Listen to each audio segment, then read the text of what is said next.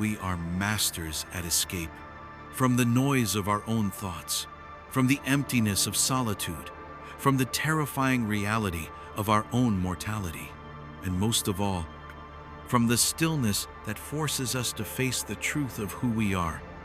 Blaise Pascal, the great philosopher of the 17th century, understood this instinct deeply.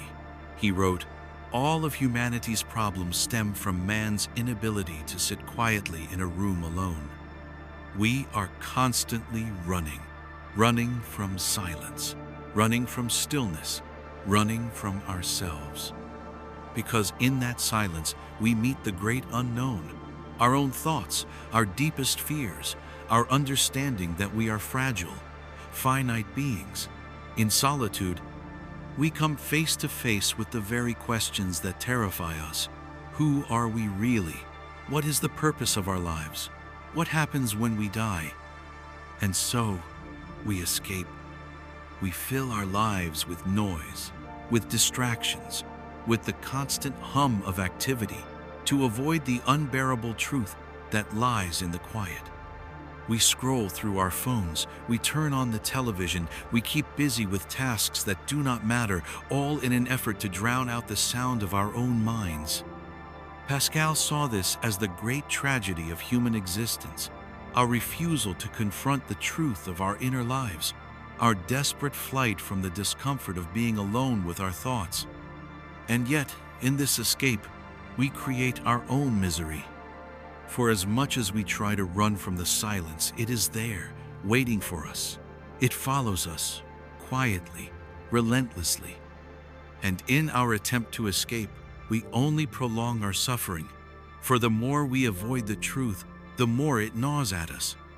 Pascal wrote, "We are usually more concerned about the lack of diversion than the lack of wisdom." We have created a world where distraction is not only encouraged, but necessary. A world where silence is unbearable, where stillness is seen as weakness. We run from ourselves, but in doing so, we only increase our misery.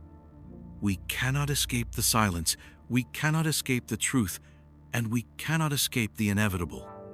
But perhaps, in the stillness, we can find peace.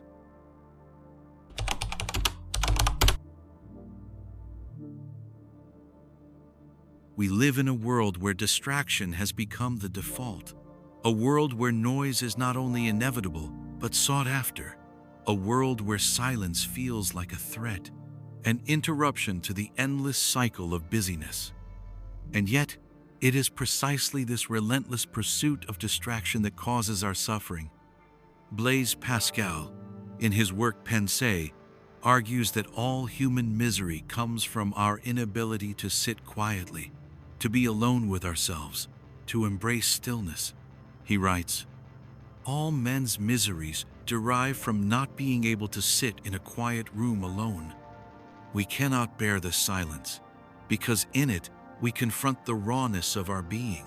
We confront our flaws, our fears, our doubts. We face the terrifying reality of our own limitations. We face the emptiness that we desperately try to fill with distractions. The noise is our defense mechanism. The distractions are our shields. We keep busy. We keep moving. We keep consuming. Because if we stop, if we sit still for just a moment, we might be forced to confront the truth." And what is that truth? The truth that life is fleeting, the truth that we are not invincible, the truth that we are alone in the vastness of the universe, the truth that all our efforts, all our possessions, all our achievements will one day be dust. And so, we distract ourselves. We numb ourselves to the truth with television, with social media, with shopping, with work, with anything that can fill the empty spaces of our lives. We fill the quiet with noise, the emptiness with activity. But what does this get us? Does it bring us peace? Does it bring us joy? Does it bring us meaning? Number, it only deepens our misery. For in running from the truth, we create more of it. We fill our lives with noise, but we are still empty. We are still searching. we are still avoiding the one thing we cannot escape: ourselves. Pascal saw this clearly. He wrote, "The sole cause of man's unhappiness is that he does not know how to stay quietly in his room. We do not know how to be still. We do not know how to be with ourselves without the noise of the world.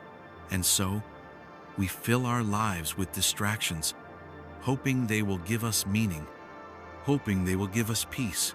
But in doing so, we only deepen our despair. For the truth is, the more we distract ourselves, the more we avoid the very thing that will set us free, the truth of who we are, the truth of our mortality, the truth of our limited time. Only by confronting the silence, only by embracing the stillness, can we begin to find true peace."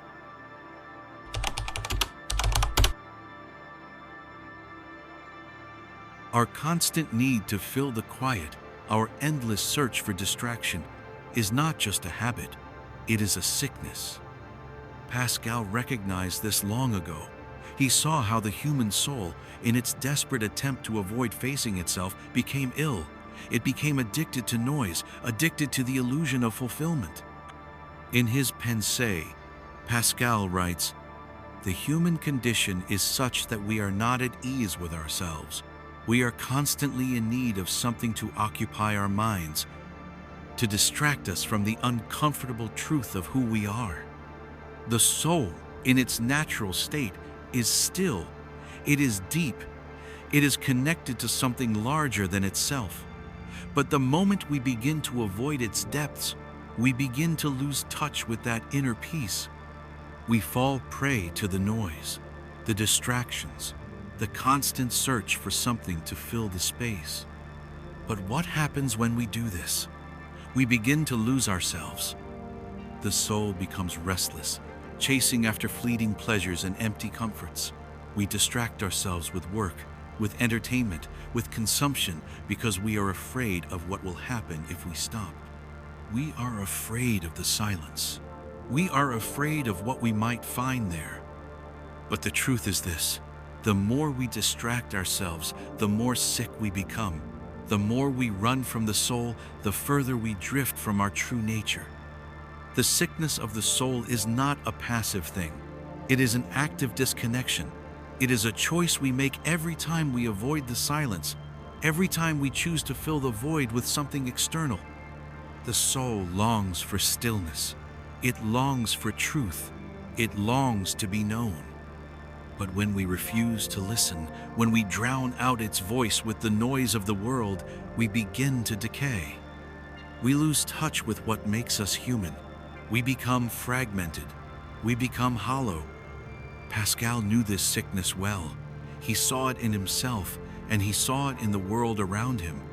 It is the sickness of the modern soul, the disease of distraction, the epidemic of avoidance. We must ask ourselves, what is the cost of this sickness? What is the price of filling every moment with noise?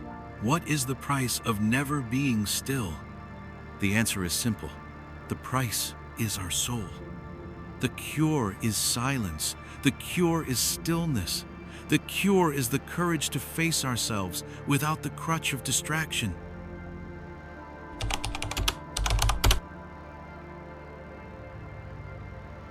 Boredom is often seen as an enemy, a space we fill with frustration, an emptiness to avoid, a gap in time we race to fill. But what if boredom is not the enemy? What if it is a signal, a mirror of the soul's hunger for something deeper, something real? Pascal understood this deeply. He saw how the fear of boredom, the fear of stillness was, in itself, one of humanity's greatest struggles. He wrote, "All of humanity's problems stem from man's inability to sit quietly in a room alone." Why is boredom so unbearable? Why do we avoid it at all costs? The truth, as Pascal saw it, is simple. We cannot face what lies beneath it. We cannot face the void. The void is not empty space. It is the deepest part of our being, the part we fill with distractions, the part we bury beneath constant noise. Boredom forces us to face the void, to look inward, and to confront the discomfort of simply being. When we are bored, we are forced to face ourselves. There is no noise, no distraction, no movement to shield us. We are left alone with our thoughts, our fears, our uncertainties. And this is terrifying, because the void is where all the questions we have avoided reside. Who am I really? What is my purpose? What is the meaning of life? What happens when I die? It is in this void that we meet our humanity, and it is here, in the silence, that we find our truth. But instead of confronting the void, we run. We fill it with endless entertainment. We distract ourselves with work, with consumption, with shallow pleasures. In doing so, we lose touch with the very thing that makes us human, our ability to sit with the discomfort of the void, to sit with ourselves, to be present. Pascal recognized this. The more we avoid the void, the more we fill it with distractions. The more we lose ourselves. We become disconnected from our true nature. We become disconnected from the present moment. The cure for this is not to fill the void, but to sit with it, to embrace boredom, to let the void speak to us, to let it reveal our deepest truths. Boredom is not an enemy. It is a teacher. It is an invitation to slow down, to listen, to reflect. And in that stillness, we begin to find meaning. We begin to find ourselves.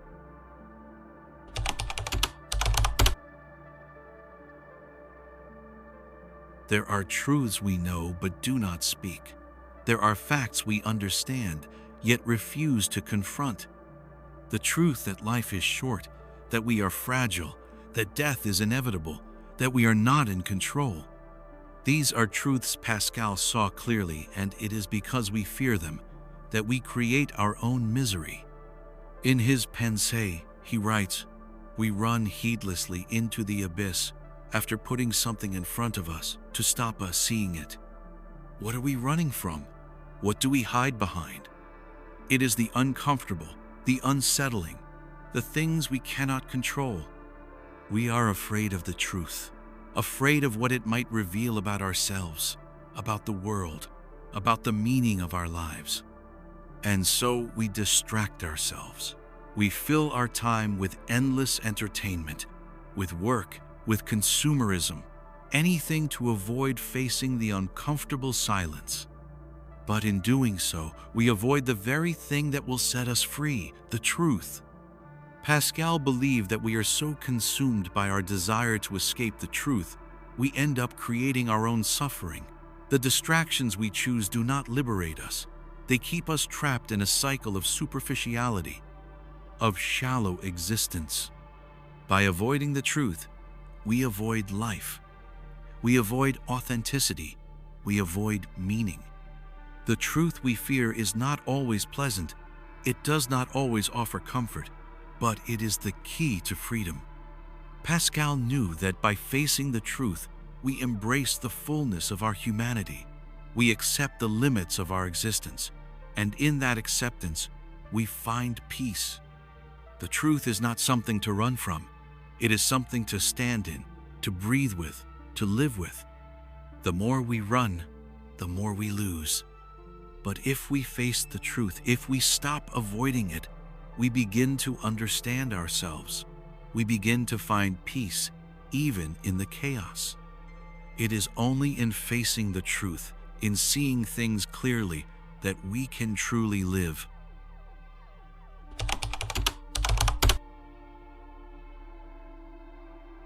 We distract ourselves, not because we want to, but because we cannot bear what we would face if we didn't.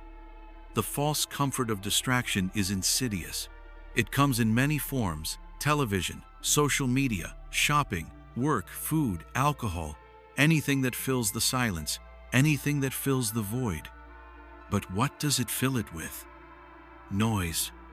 We fill the space with noise because it drowns out the voice we fear to hear. The voice that speaks of our deepest insecurities, the voice that whispers of our mortality, the voice that asks us, What is the meaning of all this? Pascal knew the power of this illusion. He understood that distractions are not the solution, they are the problem. In Pensées, he wrote, "We are more concerned about our lack of diversion than about the lack of wisdom." The discomfort we try so hard to escape is the very discomfort that can lead us to wisdom. But in seeking diversion, we close ourselves off from that wisdom.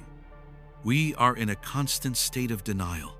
We deny ourselves the opportunity to confront our own fears, our own limitations, our own truths. Instead of looking inward, we turn outward. We fill our time with noise, hoping that it will somehow fill the emptiness inside. But the emptiness doesn't go away. It only grows, hidden behind the distractions, waiting for us to acknowledge it. The false comfort of distraction is a trap. It gives us temporary relief, but it never lasts. It cannot provide lasting peace. And so we go on, searching for the next distraction, the next thing to fill the void. But the void cannot be filled with noise. It cannot be filled with anything external. The only way to fill it is to face it. The only way to find peace is to sit with the discomfort, to embrace the silence, to confront the truth we've been avoiding. In the stillness, we find clarity. In the quiet, we find meaning. The distractions will never bring us peace. They only prolong our suffering. But the truth, when we finally stop running from it, will set us free.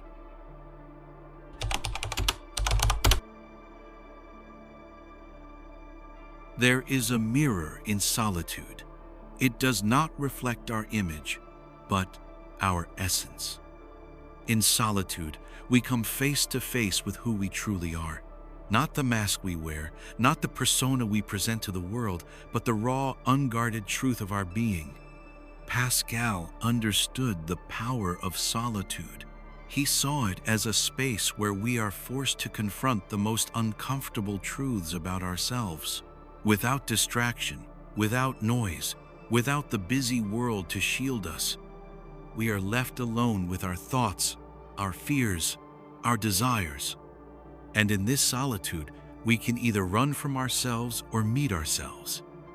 Most of us choose to run. We fill the silence with external noise. We drown out the discomfort with distractions. We turn on the television, scroll through our phones, go out with friends, anything to avoid the confrontation with our own soul. But Pascal believed that true peace comes from facing the mirror of solitude. It is here, in the quiet, where we find clarity. The soul cannot hide from itself, and when we sit alone, when we are forced to confront the truth of who we are, we begin to see clearly. In solitude, we are not running from our fears, we are meeting them. We are not avoiding our shortcomings, we are embracing them, and in doing so, we begin to understand ourselves. It is only in solitude that we can hear the voice of our true self, unfiltered by the noise of the world. The distractions only serve to keep us from this encounter. They shield us from the rawness of our own humanity. But in the stillness, in the quiet of our own company, we find the truth we have been avoiding. Pascal knew this. Solitude is not something to fear, but something to embrace. For it is in the quiet moments, when we are alone with ourselves, that we can find peace. Not the peace of distractions, but the peace of understanding who we truly are.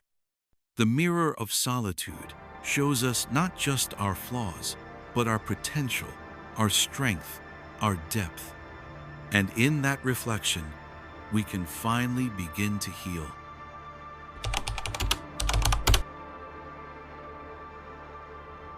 We are terrified of the void. It is not empty. It is not nothingness. It is the space where we meet what we fear most: our mortality, our insignificance, our true selves. The void is not a void at all. It is the raw, unfiltered reality of existence. It is the place where we face the uncomfortable truth that we are not eternal, that we cannot control our fate, and that we are, in the end, alone. Pascal understood this fear. He knew that the void is where we run from, where we hide, where we seek refuge in distraction and noise. But what if we could turn toward it? What if we could face the emptiness, not with dread, but with acceptance? Turning toward the void is not about embracing despair. It is about embracing the truth. Pascal wrote, "The infinite silence of the void is more terrifying than any of the horrors we can imagine. And yet, in the silence we find clarity. In the void, we find meaning.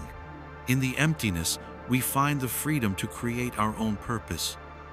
When we stop running from the void, we stop running from ourselves. We stop filling the space with distractions and illusions.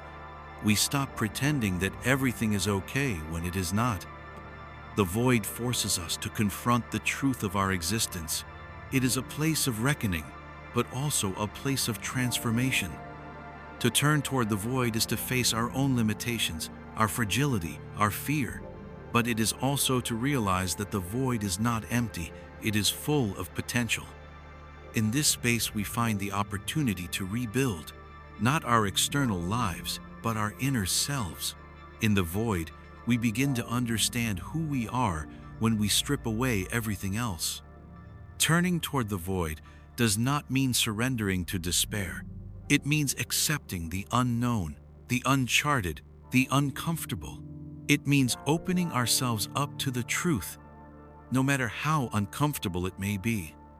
In this turning, we find freedom, not from the void, but in it. For it is in facing the void that we discover the light within.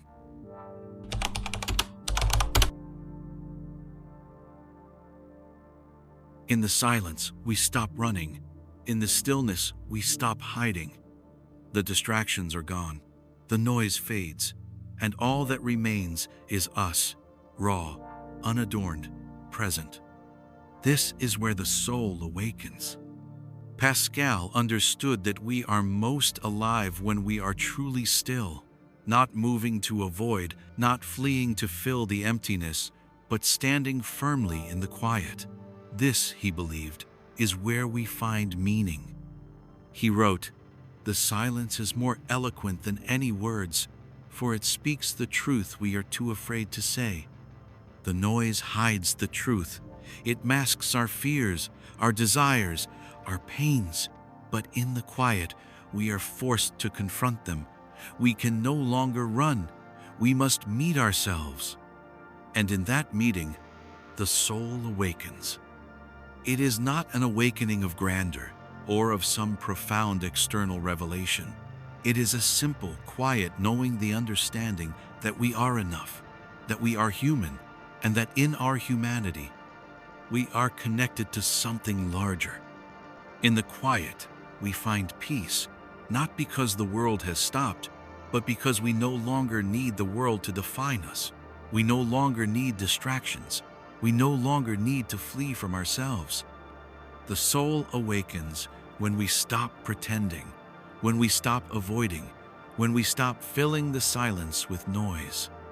And it is in this awakening that we find true freedom, not the freedom from pain or discomfort, but the freedom to be fully, unapologetically ourselves.